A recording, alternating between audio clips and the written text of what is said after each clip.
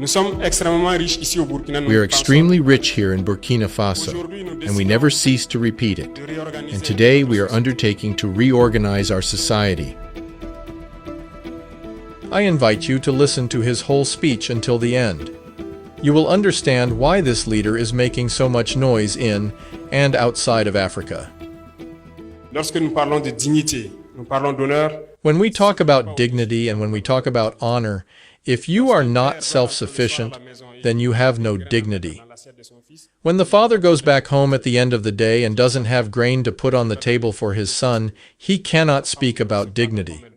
The whole family will live in indignity, because the woman will have to fight with whichever way she can, and whichever way you can imagine to bring food to the table. There is no dignity when one cannot eat to his fill. There's no dignity when you have to extend a begging hand. We are trying today to modernize a little bit. It is because of that that we have created this new cooperative, which has the objective of helping us exploit and properly commercialize our precious natural resources. And I'm speaking primarily of gold here. This gold that our young people extract, that they sell at an incredibly cheap price, is helping promote terrorism, and that is then taking out of the country without us benefiting from it. We have decided to create this cooperative to take back control of our mining operations and give the ability to our young to produce by using mechanized means. The introduction to this speech shows where the real heart and real intent of Ibrahim Traoré lies. It also shows his acute understanding of the situation on the ground and where the ills of his country are coming from. From the plundering of natural resources, which are benefiting the terrorists, to the loss of jobs for the youth, which culminates into a detrimental and spiraling economic situation for his people. This reminds us all of the initiatives that had been launched by the then President Thomas Sankara.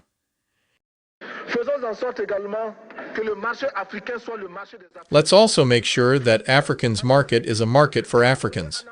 Produce in Africa, transform in Africa, and consume in Africa. Let's produce what we have need for and consume what we have produced.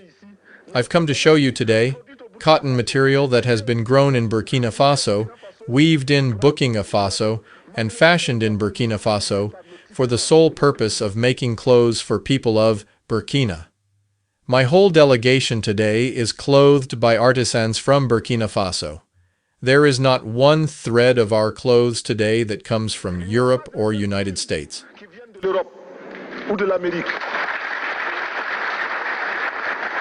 I am not doing the catwalk, but I simply wanted to say that we should accept to leave as Africans. It is the only way to live with freedom, and it is the only way to live with dignity. The nation, or death, we will overcome.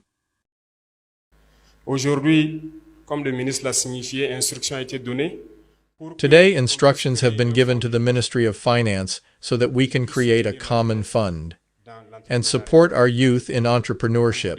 We will not ask you to start from zero, but there will be a minimum required so that we can accompany you and so that we can help you.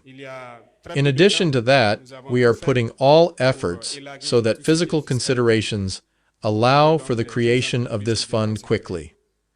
And oldies so that you can be accompanied in your journey within the first few years, and that you may not encounter too many difficulties. With all of this, we are also thinking a lot about professional education. It is one of the aims of our administration. We have many unemployed youth with university diplomas. It does not suffice today to study and have a diploma. It is also imperative that we can learn new skills that can be applied to practical jobs. We are looking to reorient a good chunk of our youth towards trade skills. This means that we will have to create mini-centers for education of trade skills. We need to teach our youth multiple different skills and trades, because over here we benefit from a lot of natural resources. So there are a lot of reforms that are coming towards our youth. And throughout the world, we have come to understand that we have a lot of resources that we can make valuable towards other countries. We have made a conscious, focused effort on agriculture. which is very important for us. Because, as I was saying before, agricultural self-sufficiency is a battle.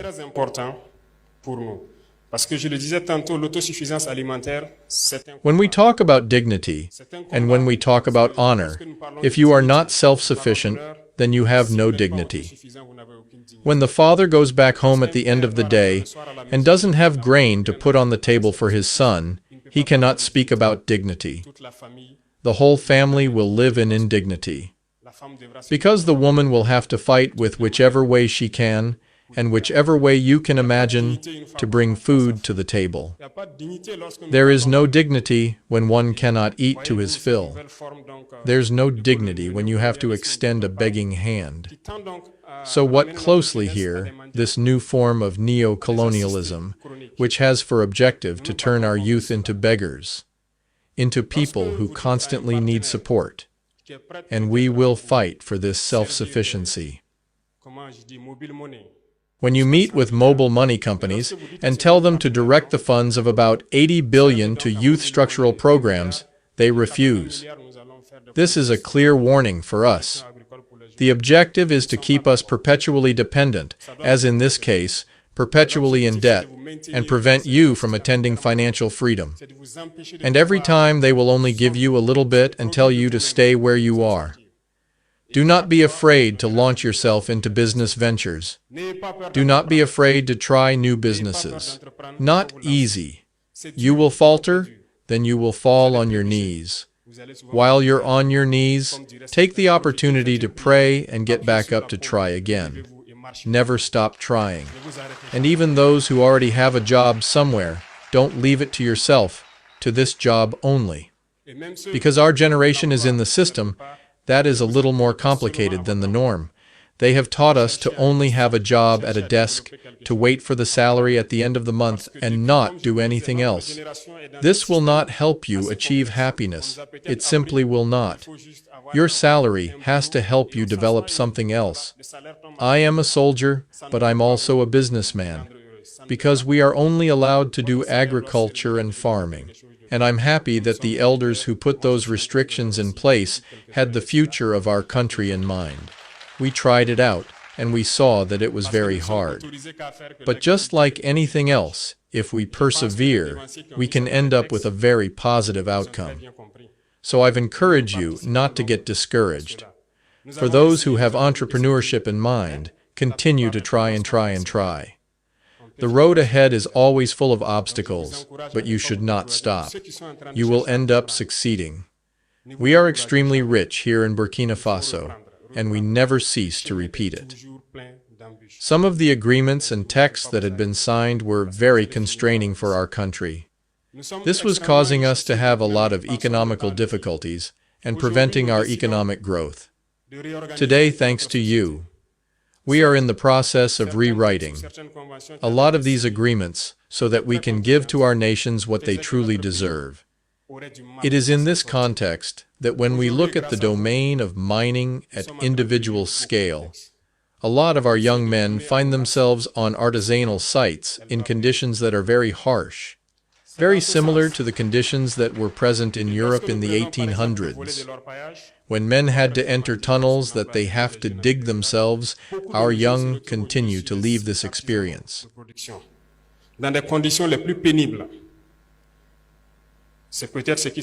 We are trying today to modernize a little bit. It is because of that that we have created this new cooperative which has the objective of helping us exploit and properly commercialize our precious natural resources. And I'm speaking primarily of gold here. This gold that our young people extract, that they sell at an incredibly cheap price, is helping promote terrorism. And that is then taking out of the country without us benefiting from it.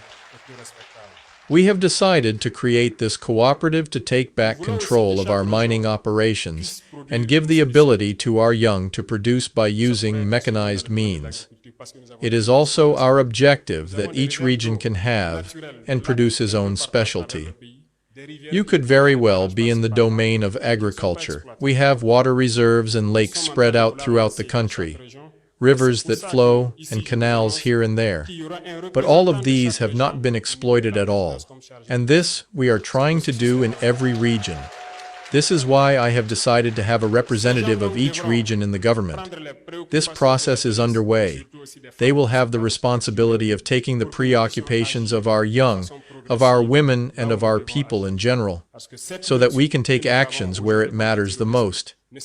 Because this fight that we are undertaking against terrorism should not only be undertaken with weapons, but also with economic development. As long as the young do not have jobs, they will always gravitate towards where it is easiest to make money. And it is also that which we must fight. We have identified a lot of key points and a lot of key areas that we need to address fairly quickly. And I have mandated the Ministry of Agriculture to start undertaking action towards these points. As I said before, our objective will be that we must attain agriculture self-reliance. So we, in each region, we will put great value towards these water sources and these agricultural improvements.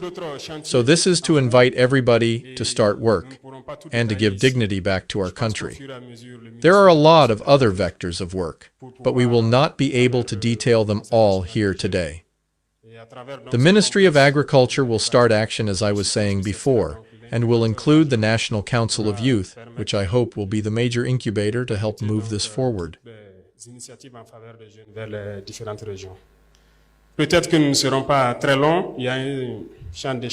I hope not to be too long, but I would like to tell you today to not be afraid to take a risk.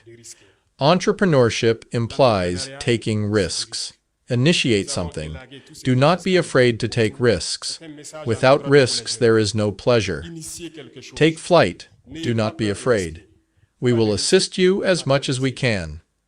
And for those who are on the front line today, we are doing our maximum to provide them with everything they need.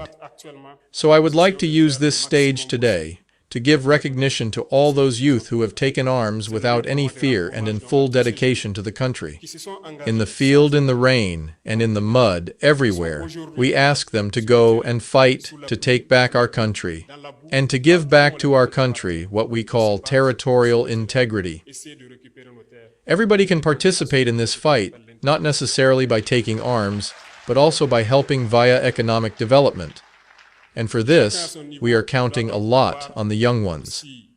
I was saying before that I was going to push the great economic operators of the country to create initiatives for the young. So be ready. We have created the APEC to create enterprises that we need to put in place. Because, as we were saying before, it is inconceivable that we grow tomatoes here, but we import tomato paste. It is absurd that we have all the oleagine products here, but we are not able to transform them. We have launched it, and I encourage you all to subscribe to it. Subscribe en masse to it, because we are going to create our enterprises locally. Yes, imperialist forces will try to derail us. They will try to drive you away from this objective, but trust me and think far ahead. Think very far ahead, and think about what we need to do.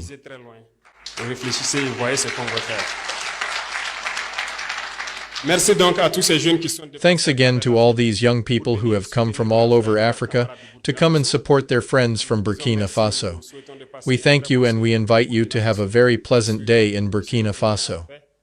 We hope that you can all return in peace and that you can go back, strengthened with this knowledge that you can spread all over West Africa, because this fight that we are undertaking is not just the fight here in Burkina Faso, but it's a fight that we have to undertake all over Africa. It is time that we wake up and that we no longer have to go and cross the ocean and have to go and die in the sea in order to go and find the El Dorado that has been oh so sold to us. We can create it right here. Put yourself to work, and I think it is very possible. So thank you again for coming to support us in this moments of sharing and reflection.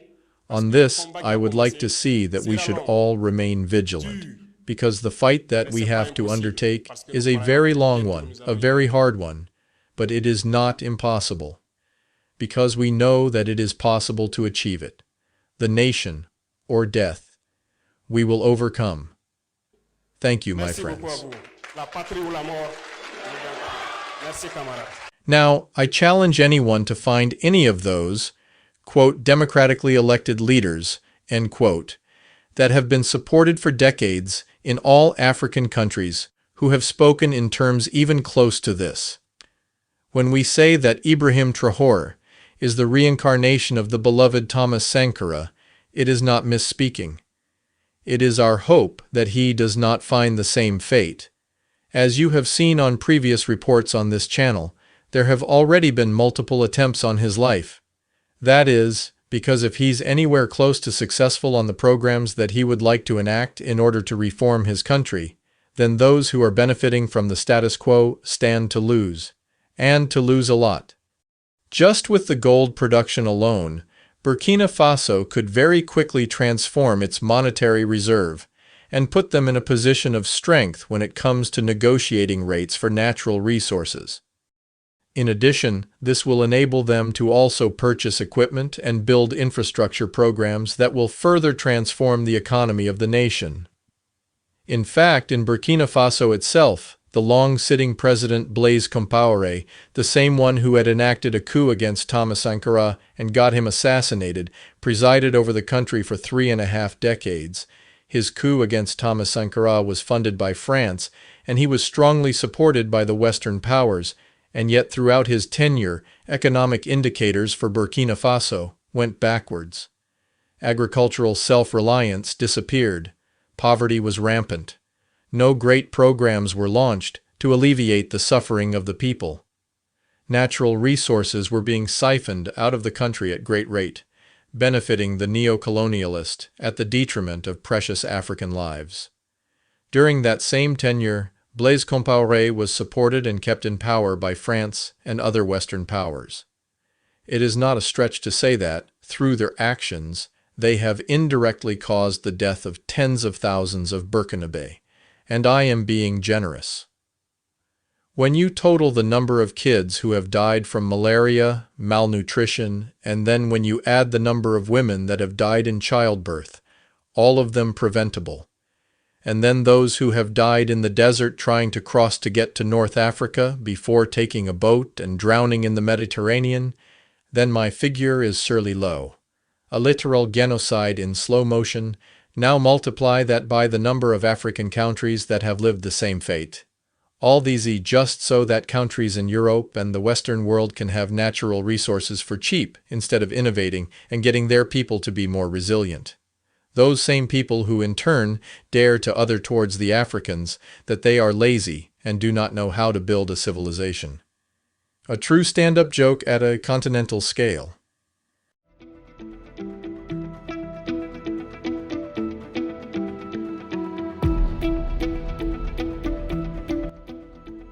In our channel, you will find a lot of content about true African history, where we lay out the incredible deeds of previous civilizations started and maintained by the ingenuity of Africans and Afro-descendants.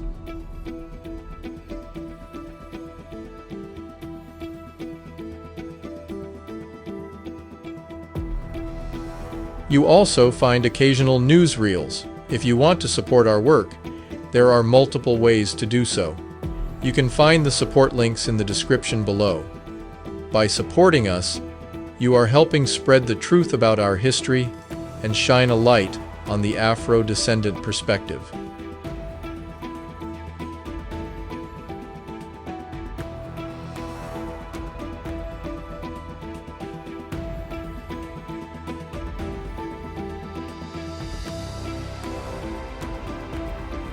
Join us and see how those who are said to be without history birthed civilization itself.